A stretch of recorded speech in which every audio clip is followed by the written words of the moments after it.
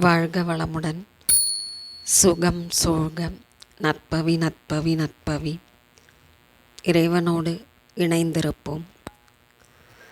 சிவபெருமானின் அற்புதமான திருத்தலங்களில் ஒன்று உத்திரகோசமங்கை.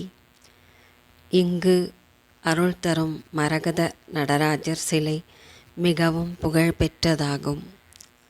இவரை தரிசித்தால் முக்தி கிட்டும். அனைத்து விதமான நலன்களும் பெற்று பெருவாழ்வு வாழலாம். வருடம் முழுவதும் சந்தன காப்பால் மூடப்பட்டிருக்கும் மரகத நடராஜரின் பச்சை திருமேனியை ஆருத்ரா தரிசனம் அன்று மட்டுமே தரிசிக்க முடியும். உலகின் முதல் சிவாலயமாகவும் தமிழகத்தில் உள்ள பழமையான கோவில்களில் ஒன்றாகவும் இருப்பது உத்திரகோசமங்கை திருத்தலம் ஆகும்.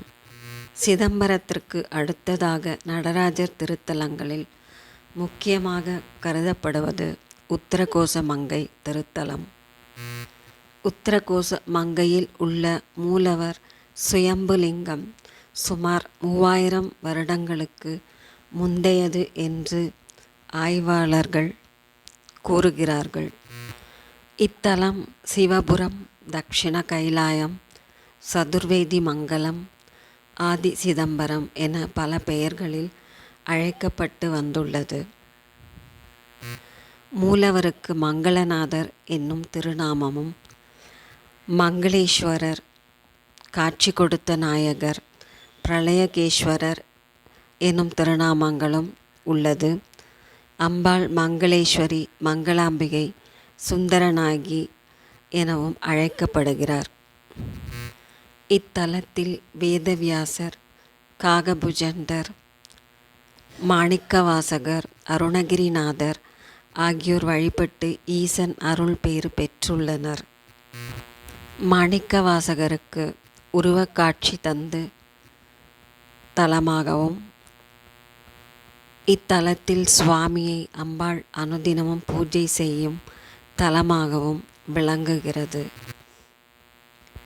இத்திருத்தலத்தில் பிரதோஷத்தன்று தாழம்பூவை வைத்து வழிபடுகின்றனர்.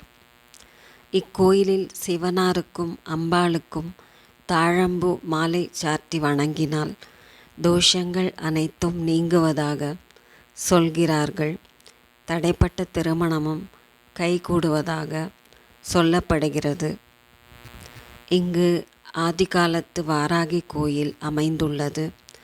ஒவ்வொரு வெள்ளி, செவ்வாய், ஞாயிறு தினங்களில் ராகு காலத்தில் வாராகி தேவியை வழிபட்டால் தீராத பிரச்சனைகள், திருமணத் தடைகள் போன்றவை நீங்குவதாக பக்தர்கள் உரைக்கின்றனர். மரகத கல் நடராஜர் மீது சாத்தப்பட்டு எடுத்து தரப்படும் சந்தனத்தை வெந்நீரில் கரைத்து குடித்தால் தீராத நோய்கள் தீரும் என்பது நம்பிக்கை. இக்கோவிலில் 11 விநாயகர் சிலைகள் பிரதிஷ்டை செய்யப்பட்டுள்ளது. சிவபெருமானை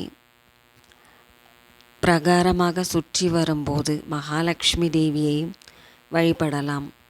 ராஜகோபுரத்தில் சரபேஸ்வரர் சிலை அமைந்துள்ளது. சிறப்பானதாகும்.